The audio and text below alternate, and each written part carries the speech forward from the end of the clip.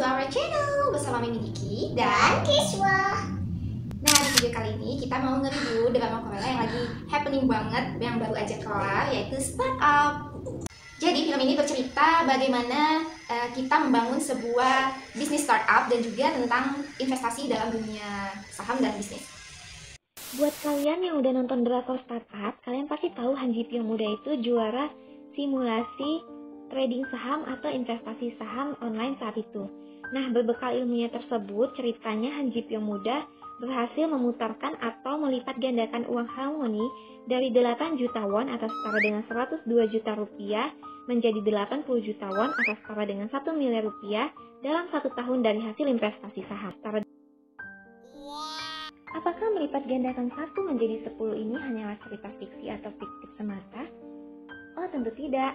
Tentunya dalam dunia investasi, hal seperti ini sangat mungkin terjadi dan bisa saja terjadi. Kita ambil contoh saham farmasi, kimia farma, atau Bayer. Kalau kita investasi di bulan Maret ataupun April, itu harganya masih sekitar 500-an. Dan per Desember ini, bahkan harganya pernah mencapai di 5.225. Udah naik 10 kali lipat atau bahkan lebih hanya dalam waktu 8 sampai dengan 9 bulan. Wow, lebih jago daripada Pak Han kan? Atau bahkan tentunya ini hanyalah sebuah contoh dari satu emiten saja. Masih banyak lagi emiten-emiten lain yang memiliki cerita yang sama, asalkan kita menganalisisnya dengan tepat. Di lain sisi, Nam Do-san adalah seseorang yang memiliki kecerdasan di atas rata-rata. Dia bersama dengan 2 orang temannya mendirikan perusahaan rintisan atau startup yang mereka namakan dengan Samsung. Nah, di sini mereka biasa untuk membuat sistem yang sangat canggih berbasis artificial intelligence. Tapi saat para investor menanyakan gimana sih sistem mereka berjalan, gimana cara sistem tersebut menghasilkan uang, atau singkatnya gimana cara jualannya, mereka clueless dan nggak tahu harus ngejawab apa. Gak ada gunanya punya produk bagus ataupun canggih, tapi nggak tahu gimana cara jualannya. Dan nggak tahu pada siapa sistem ini ditargetkan, atau siapa yang bakalan pakai sistem yang akan mereka jual. Makanya seorang pebisnis harus punya role model ini untuk meyakinkan para investor agar bisa berinvestasi di bisnis yang mereka miliki. Jadi ingat cerita para pendiri startup yang terkenal di Indonesia. Mereka memang memiliki tujuan dan target tertentu dalam mendirikan perusahaan mereka. Contohnya Bukalapak, mereka ingin membantu para pedagang dalam memasarkan dagangannya. Kemudian Traveloka, mereka ingin membantu orang lain mempermudah dalam mencari tiket, dan sebagainya. Begitupun dalam drama ini, ketika mereka berhasil membuat suatu sistem yang mereka beri nama Nungil. Mereka menciptakan sistem ini di Samsung. Tujuannya bukan karena duit ataupun profit, tapi karena kebermanfaatan. Mereka ingin memberikan suatu hal yang bermanfaat kepada harmoni yang saat itu penglihatannya mulai kurang jelas ataupun para tunanetra lainnya. Yang bermanfaat. Begitu juga saat kita ingin menjadi investor ataupun berinvestasi di produk investasi apapun, yang harus pertama kali kita cari tahu adalah bagaimana bisnis modelnya. Gimana sih cara uang kita diputar, gimana mereka bisa balikin uang kita, gimana cara mereka dapat untung, dan kapan kita bisa balik modal. Kalau kata Warren Buffett, never invest in a business you can't understand. Jadi kita jangan investasi di investasi apapun itu yang kita nggak ngerti gimana cara sistem itu bekerja dan cara sistem itu menghasilkan uang untuk kita. Karena prinsipnya, kata Warren Buffett, jangan pernah kehilangan uang. Nah, jadi udah tahu kan poinnya? Kita harus pertama sekali tahu gimana sistem kita bisa bekerja untuk menghasilkan uang. Kemudian sistem ini ditujukan atau ditargetkan untuk siapa. Singkatnya, gimana sih cara jualannya? Selain itu, kita juga harus punya skill atau kemampuan dalam mempresentasikan bisnis model yang sedang kita bangun ini untuk meyakinkan para investor. Nah, inilah yang berhasil Soldami lakukan karena dia berhasil mengkomunikasikan apa yang mereka buat dan bagaimana sistem yang mereka buat sehingga investor yakin untuk menanamkan modalnya di perusahaan mereka. Skill ini sangat diperlukan oleh seorang CEO. Di episode 11, akhirnya Samsung Tech berhasil menjadi juara 1 di Sandbox saat demo program. Salah satu juri dari perusahaan Zesto dari Silicon Valley sangat tertarik dengan para programmer di Samsung Tech karena mereka merupakan SDM yang sangat qualified, sehingga Zesto ingin mengakuisisi Samsung Tech dengan nilai yang sangat fantastis berupa 3 miliar won. Melihat nilai yang sangat fantastis ini tanpa pikir panjang, Samsung Tech langsung saja menyetujui akuisisi tersebut. Tanpa mereka mengetahui kalau yang diinginkan Zesto hanyalah akuisisi bakat untuk memajukan perusahaan Zesto itu sendiri, bukan akuisisi perusahaan untuk memajukan Samsung Tech. Seharusnya sebelum itu, seorang CEO harus bisa membedakan apa itu investasi, merger, akuisisi, likuidasi, dan lainnya. Jangan sampai seperti Won In-jae saat masih berada di Morning Group.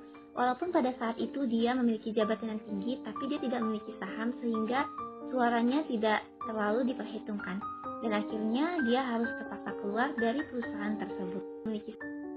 Lalu sebenarnya apa sih itu merger, konsolidasi, dan akuisisi?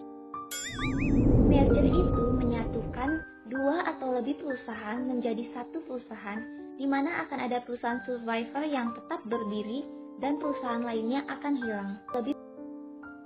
Sedangkan konsolidasi adalah peleburan usaha, di mana dua atau lebih perusahaan melebur jadi satu perusahaan yang baru. Sedangkan akuisisi merupakan pengambil alihan atau takeover suatu perusahaan, di mana mereka sudah menjadi pemegang saham mayoritas dan menentukan nasib dari perusahaan yang diakuisisi. Apakah perusahaan itu akan tetap beroperasional atau sudah berhenti sampai di situ? Benar saja, ternyata Zesto hanya mengakuisisi 6 dosan dan 2 temannya.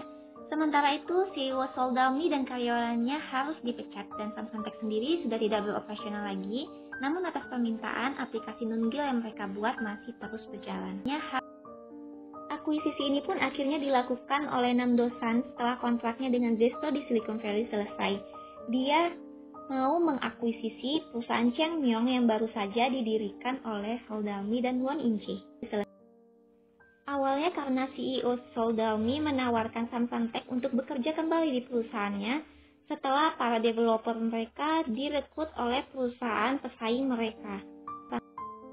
Sebenarnya sepulang dari Silicon Valley, Samsung Tech ini ingin membangun perusahaan bisnis mereka sendiri, tapi mereka masih bingung nih mau bangun bisnis apa. Nah, di sini poinnya.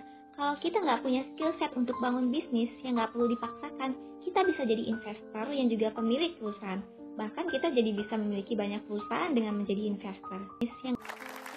Mengingat pengalaman mereka yang udah bekerja di perusahaan besar di Silicon Valley, nggak mungkin dong mereka turun kasta bekerja di perusahaan rintisan.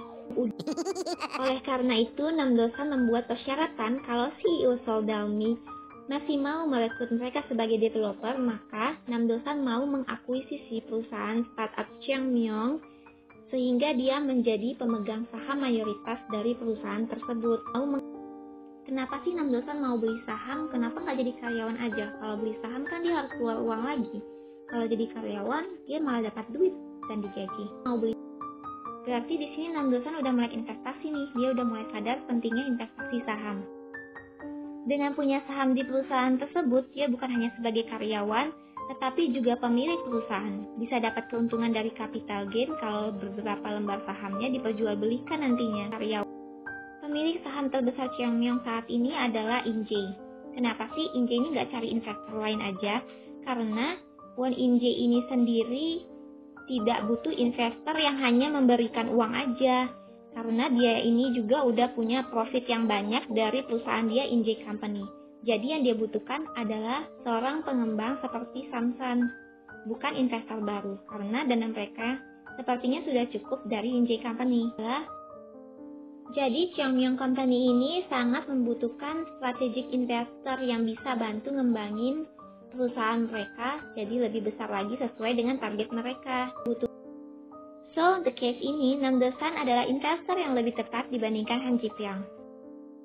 Terus kenapa Won In-jae mau ya perusahaannya diakuisisi? Ntar dia nggak jadi pemegang saham mayoritas lagi dong di Changmyong. Misalnya Won In-jae ngejual 51% sahamnya atau lebih, dari sini aja dia udah dapat keuntungan dari capital gain loh. Lalu dia masih punya 49% saham di Xiaomi dan dia masih akan mendapatkan keuntungan kalau perusahaan ini diakuisisi dan menghasilkan profit. Best deal sih, jadinya kayak win-win solution kan? Apalagi dia masih merupakan pemegang saham terbesar di Injay Company. Injay bisa jadikan Dosan sebagai strategic partner yang dapat meningkatkan value dari perusahaannya. Untuk Sansan, daripada mereka membangun perusahaan lagi dari nol, lebih baik akuisisi saja perusahaan yang sudah eksis. Jadi kamu tim main lead atau second lead nih? Tim Dosan ataupun tim Jipyong, dua-duanya keren kok. Terima kasih sudah menonton video kita. Jangan lupa untuk like dan subscribe.